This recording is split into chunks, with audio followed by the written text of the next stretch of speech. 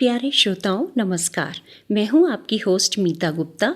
Gyanvapi channel में आपका स्वागत है। आप सुन रहे हैं पॉडकास्ट अद्भुत चरित्र। दोस्तों, आज का अद्भुत चरित्र पांडवों की पत्नी द्रौपदी का है। द्रौपदी का जन्म या कहें उत्पत्ति यज्ञ कुंड से हुई थी। ये महाराज द्रुपद की अयोनिजा कन्या थीं। इनका शरीर कृष्ण वर्ण का कमल के जैसा कोमल और सुंदर था, इसलिए द्रौपदी को कृष्णा भी कहा जाता था। इनका रूप व लावण्य अनुपम एवं अद्वितीय था। चलिए कहानी सुनते हैं द्रौपदी की। द्रौपदी का ये चरित्र IBH द्वारा प्रकाशित किताब अमर चित्रकथा व गीता प्रेस की किताब पर आधारित है। एक बार पांचाल देश के राजा द्रुपद अपने महल में पुत्र प्राप्ति के लिए एक बहुत विशाल यज्ञ कर रहे थे। जैसे ही यज्ञ की अग्नि बहुत तेजी से बढ़ने लगी तो राजा द्रुपद ने मन में इच्छा मांगी कि इस अग्नि में से एक बहुत समर्थवान और शक्तिशाली पुत्र की प्राप्ति हो। तभी अग्नि में से एक युवा सुंदर और अस्त्र शस्त्र के साथ एक राजकुमार प्रकट हुआ।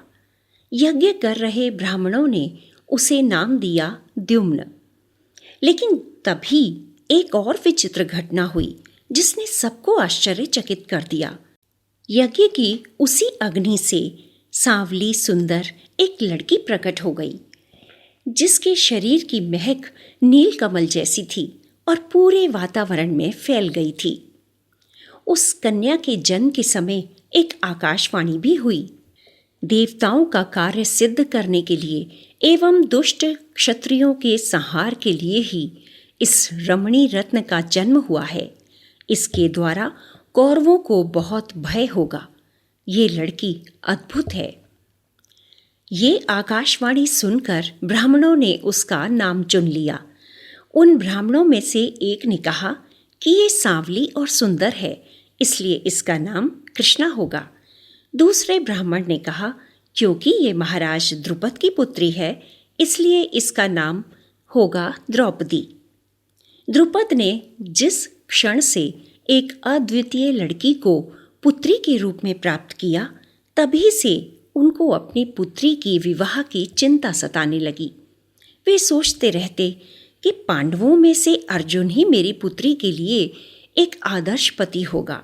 उधर अर्जुन अपने भाइयों व माता के साथ वर्णाव्रत में लगी लाक्षागृह की आग से भाग्य से बच गए थे। महाराज द्रुपद ने एक क्षण सोचकर निर्णय लिया कि मैं धनुष बाण की एक ऐसी प्रतियोगिता रखूंगा जो केवल अर्जुन या उसकी बराबरी का धनुर्धर ही जीत सके। एक चक्रा नगरी में सभी पांडव व उनकी माता कुंती ब्राह्मणों के वेश में रह रहे थे। एक दिन एक ब्राह्मण उनके पास आया और बोला, हमारे पांचाल देश से एक बहुत बड़ी खुशखबरी आई है। हमारी राजकुमारी द्रौपदी का स्वयंवर रचाया जा रहा है। तो अर्जुन ने उससे पूछा कि द्रौपदी कौन है? जब ब्राह्मण द्रौपदी के बारे में पांडवों को बता रहा था तो पांडवों की माता कुंती अपने पुत्रों को ध्यान से देख रही थी और सोच रही थी, ऐसा लगता है कि मेरे सभी पुत्र द्रौपदी के स्वयंवर में जाना चाहते हैं। बाद में कुंती ने अपने सभी पुत्रों को बुलाया और कहा, चलो हम भी पांचाल चलते हैं।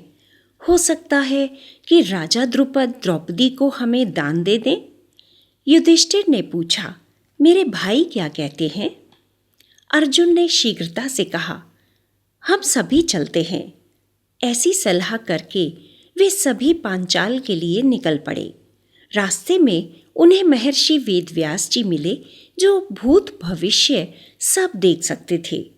जब पांडवों ने व्यास जी को बताया कि वे सब पांचाल जा रहे हैं, तो व्यास जी ने कहा, आओ मैं तुम्हें द्रौपदी के पूर्व जन्म के बारे में बताता हूँ। उन्होंने बताना आरंभ किया। यद्यपि वह पूर्व जन्म में भी सुंदर थी, फिर भी दुर्भाग्य से वह अविवाहित थी। लेकिन वह शिव की भक्त थी। कई सालों की तपस्या के बाद भगवान शिव ने उसे दर्शन दिए और उससे वर मांगने को कहा। उस समय द्रौपदी भगवान शिव को देखकर इतनी प्रफुल्लित हुई थी कि अपने लिए पति पाने की इच्छा को उसने 5 बार दोहरा दिया। भगवान शिव मुस्कुराए और बोले, तथास्तु, ऐसा ही होगा। तुम्हें भारतवंशी 5 पति प्राप्त होंगे। ये सुनकर द्रौपदी अचानक घबरा कर बोली कि मुझे एक ही पति चाहिए। लेकिन भगवान शिव के मुंह से जो वर निकल गया वह वापस नहीं हो सकता था। भगवान शिव ने कहा, अब कुछ नहीं हो सकता, तुम अगले जन्म में 5 पति प्राप्त करोगी। कहानी सुनाने के बाद व्यास जी ने कहा कि वो 5 पति तुम 5 पांडव ही हो जो उसके भाग्य में लिखे हैं। यही नियति है। इसलिए पांचाल जाओ और उसे अपनी पत्नी बना लो। यह कहकर व्यास जी चले गए। पूरी आशा के साथ पांडव राजकुमार और कुंती पांचाल की तरफ चल पड़े। जब वे पांचाल देश पहुंचे तो वहां नगर की सजावट देखी और लोगों में उत्साह था। उन्होंने लोगों को बातें करते हुए सुना कि दुर्योधन व दूसरे कौरव अपने मामा शकुनी और मित्र कर्ण के साथ यहाँ आ पहुँचे हैं। कुंती और पांडवों ने एक कुम्हार के यहाँ शरण ली। कुछ देर आराम करने के बाद युधिष्ठिर ने भाइयों से कहा, कल हम स्वयंवर में चलते हैं और ब्राह्मणों के बीच जाकर बैठेंगे। अगले दिन प्रातःकाल जब स्वयंवर शुरू हुआ तो धृष्टद्युम्न द्रौपदी के साथ सभा में आया और बोला, हे महान शासकों, ये जो धनुष रखा है, जो भी इस धनुष से ठीक निशाना लगाएगा उसी से मेरी बहन का विवाह होगा। सभा में सबसे पहले कर्ण ने कोशिश की तो पांडव निराश हो गए कि ये तो कर्ण है, लगता है कि अब हम हार गए। लेकिन जैसे ही कर्ण ने धनुष बाण उठाया तभी द्रौपदी बोल उठी, मैं कभी भी सूत पुत्र से विवाह नहीं करूंगी। कर्ण को ये बात बहुत बुरी लगी और वह मन में सोचने लगा, द्रौपदी, तुम्हें इस तरह मेरा अपमान नहीं करना चाहिए था। और वह जाकर अपने स्थान पर बैठ गया। फिर एक के बाद एक सभी राजाओं ने निशाना लगाने का प्रयत्न किया, परंतु वे सफल न हो सके। तभी अर्जुन, जो ब्राह्मणों के वेश में था, आगे आया। द्रौपदी ने उसे देखकर सोचा, ये नम्र और वीर ब्राह्मण कौन है जो आत्मविश्वास से भरा है। अर्जुन ने सही निशाना लगा दिया। द्रौपदी ये देखकर प्रसन्न हो गई। पूरे हर्षोल्लास के साथ द्रौपदी और अर्जुन का विवाह हो गया। सभा में उपस्थित सभी लोगों ने उन पर पुष्प वर्षा की, परंतु उधर कुम्हार के घर रुकी हुई कुंती बहुत चिंता में थी। वह सोच रही थी कि मेरे पुत्रों को गए हुए बहुत देर हो गई, कहीं कौरवों ने उन्हें पहचान तो नहीं लिया और उन्हें मार ना दिया हो। लेकिन फिर व्यास जी की बात गलत नहीं हो सकती।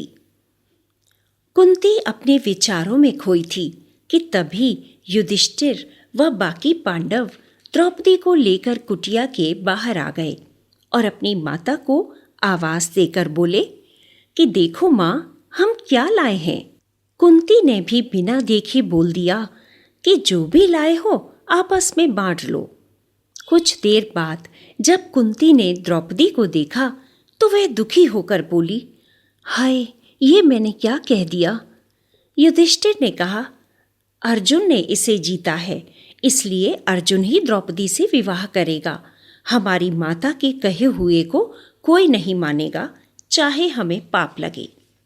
लेकिन अर्जुन ने कहा, नहीं युधिष्ठिर भ्राता, हम सब इससे विवाह करेंगे। आप सबसे बड़े हैं, इसलिए पहले आप विवाह करेंगे, फिर हम सब। युधिष्ठिर ने अर्जुन की बात मानते हुए कहा कि ठीक है, द्रौपदी हम पांचों की पत्नी होगी। द्रौपदी पांचों पांडवों को अपने शील स्वभाव और प्रेममय व्यवहार से प्रसन्न रखती थी। हस्तिनापुर में तब तक दुर्योधन को भी ये पता चल गया था कि वे ब्राह्मण कोई और नहीं पांडव थे जिन्होंने द्रौपदी को स्वयंवर में जीता था। दुर्योधन अपने पिता धृतराष्ट्र के पास गया और बोला, वर्णाव्रत की आग से पांडव बच गए और उन्होंने द्रुपद व उसके पुत्र से संधि कर ली है। तभी दुशासन बोला, महाराज, हमें द्रुपद के राज्य पर आक्रमण करके पांडवों को पकड़ लेना चाहिए। लेकिन कौरवों के वरिष्ठ जनों ने धृतराष्ट्र को ऐसा ना करने की सलाह दी और कहा, अगर तुम न्याय चाहते हो तो पांडवों को आधा राज्य दे दो, तब विदुर इन्हें वापस ले आएगा। जब पांडव हस्तिनापुर लौटे तो प्रजा में खुशी की लहर दौड़ गई। पांडवों को जीवित देखकर प्रजा बहुत खुश थी। जब पांडव मिलने के लिए धृतराष्ट्र के पास गए तो धृतराष्ट्र ने पांडवों को खांडव प्रस्थ पर राज करने के लिए कहा। पांडवों ने भी उनकी बात मान ली और वे सब अपने राज्य खांडव प्रस्थ पर राज्य करने लगे। लेकिन दुर्योधन को अब पांडवों से पहले से और अधिक जलन हो गई थी। उसने अपने मामा शकुनी के साथ मिलकर एक और तगड़ी योजना बनाई। शकुनी ने कहा कि चौसर के खेल में हम उन्हें हरा सकते हैं। मैं इस खेल में बहुत कुशल हूं और इस चौसर खेल में हम ही जीतेंगे। दोस्तों, इसके आगे की कहानी हम अब अगले एपिसोड में सुनेंगे कि द्रौपदी के जीवन में और कौन सी ऐसी घटनाएं हुई थी जो सुनने में बहुत रोचक हैं। आपसे यही निवेदन है कि अगर आपको मेरा पॉडकास्ट अच्छा लग रहा हो तो प्लीज़ इसे सब्सक्राइब, लाइक और शेयर ज़रूर कीजिएगा। मिलते हैं अगले एपिसोड में। तब तक के लिए नमस्कार और पॉडकास्ट सुनने के लिए धन्यवाद।